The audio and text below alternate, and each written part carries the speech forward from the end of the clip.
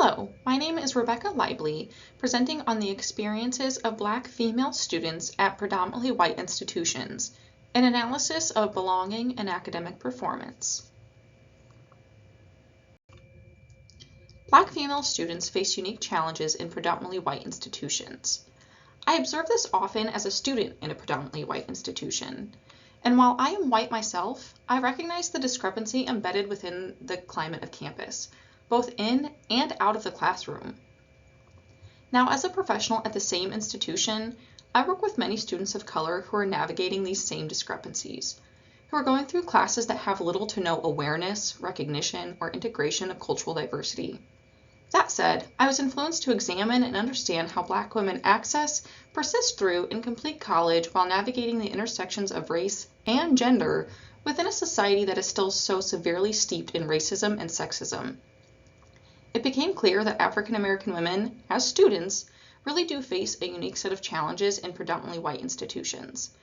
I will often refer to predominantly white institutions as PWIs. So to dive into this topic deeper, this project aims to address the following questions. What are the challenges faced by Black female students in predominantly white institutions? How do these challenges impact these students? And what improvements can be made to lessen the challenges? We cannot begin asking, or better yet answering these questions, without first recognizing intersectionality. Originally coined by Kimberly Crenshaw in 1989, intersectionality is the concept that people are disadvantaged through multiple forms of oppression. These forms of oppression could be a mix of two or more of race, class, gender, sexual orientation, religion, and so on. So that said, in the context of this research, it is important to note that African American women cannot be understood solely in terms of being Black or being a woman. They must be considered at the intersection of both identities. This means recognizing that their experiences of racism and sexism are not separate, but actually intertwined, producing the unique challenges that are not fully captured by examining either identity in isolation. This next section aims to address the first question proposed by this study. What are the challenges faced by Black female students in predominantly white institutions? The first challenge I will mention is underrepresentation. Despite often appearing diverse, predominantly white institutions struggle to retain and graduate students of color, as highlighted by McLean and Perry in 2017. This could also translate into the idea that Black female students are struggling to remain at and graduate from these predominantly white institutions. One major impediment is the lack of cultural sensitivity and inclusiveness on these campuses. Often, the environments at predominantly white institutions fail to embrace and celebrate the diverse cultural backgrounds of students of color. This leads to a lack of cultural visibility and recognition. This lack of representation and acknowledgement can result in feelings of isolation among students of color who struggle to be seen as whole individuals or role models. Furthermore, the limited presence of African American faculty, staff, and administrator further exacerbates the feelings of isolation and underrepresentation. Without seeing themselves fully reflected in the leadership and/or academic community, students of color may find it difficult to envision their own success and potential within these institutions. Addressing these issues is crucial for improving retention and graduation rates for these Black female students at predominantly white institutions. Another challenge accompanied with underrepresentation is discrimination. African American or Black female students at predominantly white institutions frequently face intersecting forms of discrimination, as discussed by Porter and Bird in 2021. These intersecting forms of discrimination, encompassing both racial and gender biases, significantly erode their sense of belonging and overall well-being. African American women often encounter microaggressions. These are subtle, often intentional, but still discriminatory comments or behaviors. For Black students, microaggressions can be particularly harmful, as they may include assumptions about their abilities, intellect, or overall character, which are often based on stereotypes. And quite unfortunately, stereotypes are also just as frequent and just as harmful. These pervasive forms of discrimination contribute to a hostile environment that challenges their ability to thrive. Black female students may also be treated as representatives of their race or gender rather than as individuals. This tokenism can lead to additional pressure to perform or conform to certain expectations, further and negatively affecting their college experience. Additionally, the inadequate institutional support exacerbates these challenges. Without sufficient resources and support systems in place, such as mental health or other academic resources, African American female students struggle to navigate the compounded effects of racial and gender discrimination. Addressing these issues, again, is critical for fostering a more inclusive and supportive environment that promotes the success of African American women at predominantly white institutions.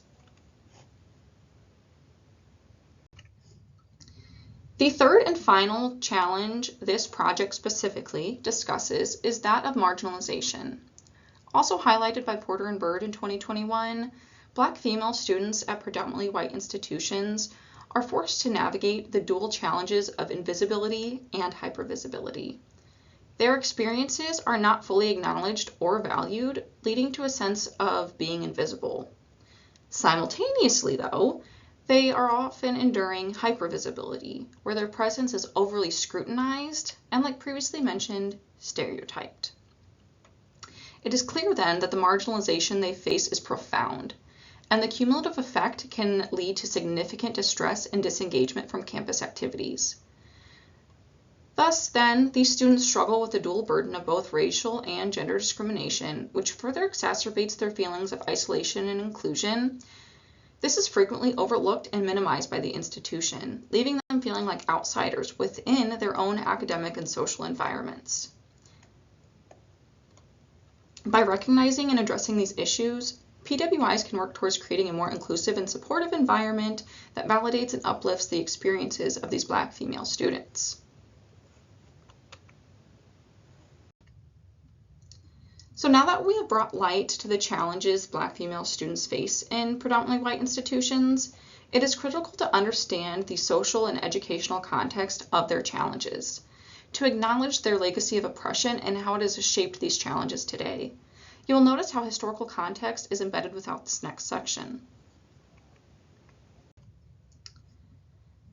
Historically, African American women have experienced profound exclusion and discrimination, both in society at large and within education.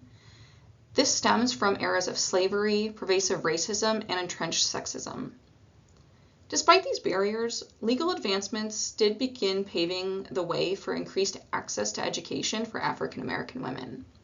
The civil rights movement was instrumental in challenging and dismantling systemic racism and segregation.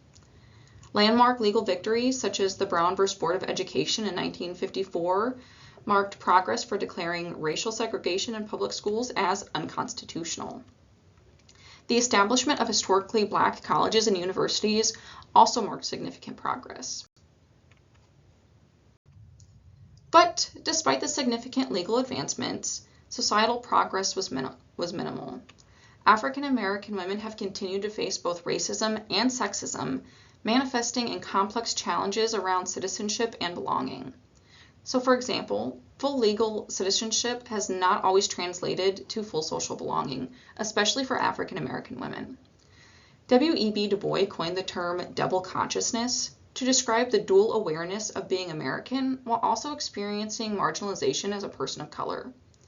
This concept is particularly relevant for African American women who experience a racialized and gendered form of citizenship. It is an effective way to understand that despite being admitted to a predominantly white institution, they are not fully accepted at the predominantly white institution. The intersectionality of race and gender significantly impacts African American women's sense of belonging and participation in society and in education. They navigate the experience of being American, or a student, while also contending the marginalization that comes with being a woman of color. Moreover, systemic issues persist, such as inadequate funding for historically Black colleges and universities compared to that of predominantly white institutions. This financial disparity hampers the educational opportunities available to African American students. And additionally, there's a systemic bias in the admission processes of many institutions, further marginalizing these students.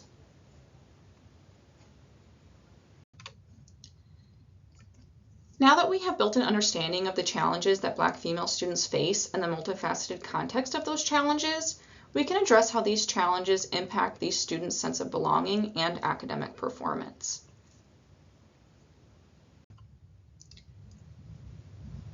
Taking a look first at sense of belonging, defined by Stayhorn in 2018, sense of belonging encompasses the perceived social support on campus, feelings of connection, and experiences of mattering and acceptance. Sense of belonging is largely shaped by interactions with peers, staff, faculty, and other members of the campus community. However, historical and ongoing oppression negatively impact this sense of belonging for African American women at predominantly white institutions. We discussed earlier the challenge of stereotypes. These specifically can lead to biased treatment by peers and faculty, which affects a student's self-esteem and sense of belonging. It is no surprise then, although still quite disheartening, that many predominantly white institutions fail to create environments that genuinely foster the sense of belonging. There's often a presumption that existing structures and practices are sufficient, which overlooks the unique challenges and needs of African American students, female students. These institutions must recognize the necessity of intentional efforts to create inclusive and supportive environments, as feeling disconnected or unvalued on campus can severely hinder academic success and overall well-being. Research done by Winkle-Wagner in 2016 shows that a strong sense of belonging is crucial for both academic success and the overall well-being. This leads me nicely into the impact on academic performance brought on by the challenges of Black female students in predominantly white institutions. The academic and social experiences of Black female students at PWIs are significantly affected by the entirety of their challenges. McLean and Perry highlight how their underrepresentation and the resulting feelings of isolation leads to distress and disengagement from academics, negatively impacting their performance. Many of these Black female students enter college with varying levels of academic preparation, often due to systemic inequalities in K-12 education. These disparities can make the transition to college even more challenging and further exacerbate feelings of unpreparedness. At predominantly white institutions, marginalization leads to higher levels of stress and disengagement from academic pursuits, which contributes to the lack of success in courses, inadequate career counseling, and persistent feelings of unpreparedness. This all results in frequent major changes and career aspirations. Addressing these issues requires that PWIs acknowledge and actively work to eliminate the barriers that these women face. Which brings me to the final question. What are the recommended improvements to lessen the challenges for these students?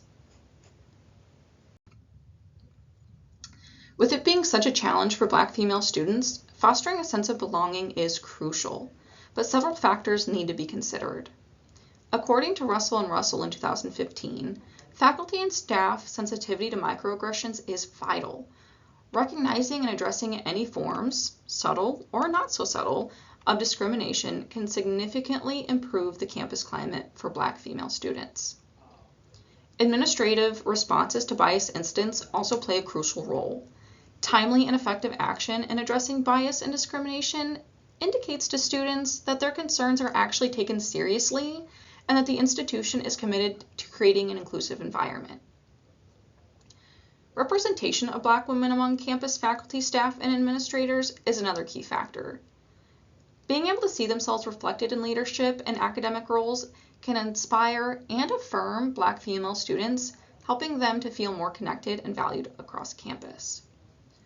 Additionally, cultivating cross-cultural competence is critical.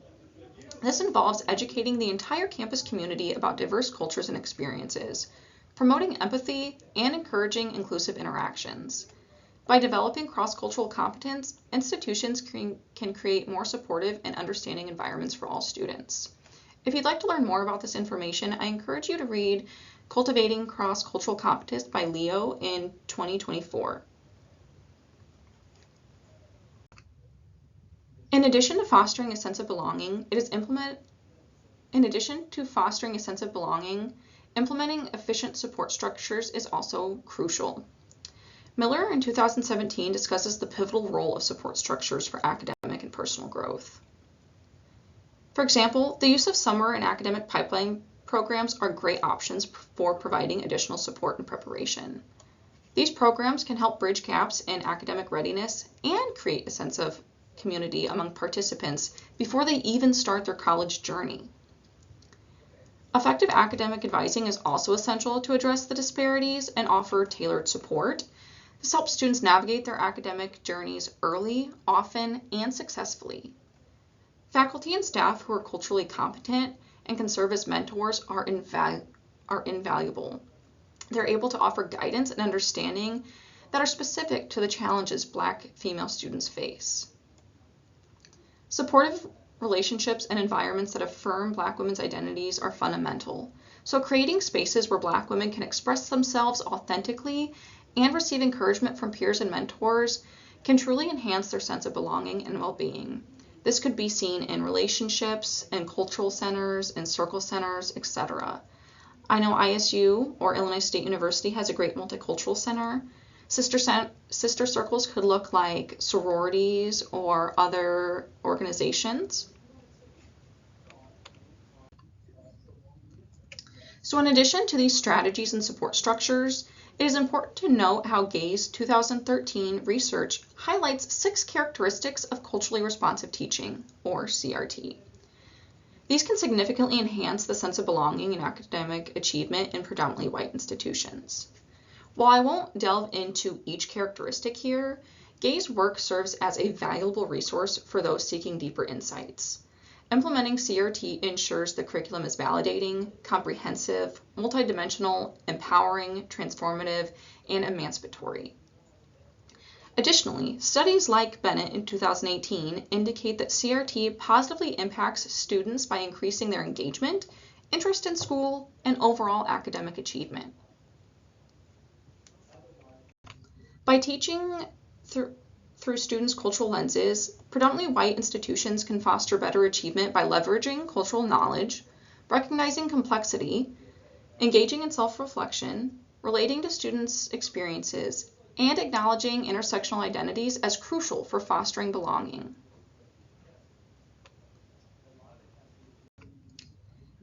In conclusion, it is clear that there are ongoing challenges for African American women students in predominantly white institutions. These challenges, the underrepresentation, discrimination, and marginalization, are not the only 3 challenges that these students face. It is important and critical for further research to uncover the additional challenges and recommendations to eliminate those challenges. Through this research, it is clear how these challenges noted negatively affect their sense of belonging, academic performance, and overall well-being. These 3 challenges highlight the urgent need for institutional support and continued efforts to support diversity, equity, and inclusion. Fostering success for Black female students at predominantly white institutions requires proactive measures to address these varying challenges. By creating inclusive environments, providing robust support structures, cultivating cross-cultural competence, and establishing spaces for connections, predominantly white institutions can empower Black women to thrive academically, socially, and personally. Together, we can work towards building a more equitable and inclusive educational landscape for all students where these challenges don't exist.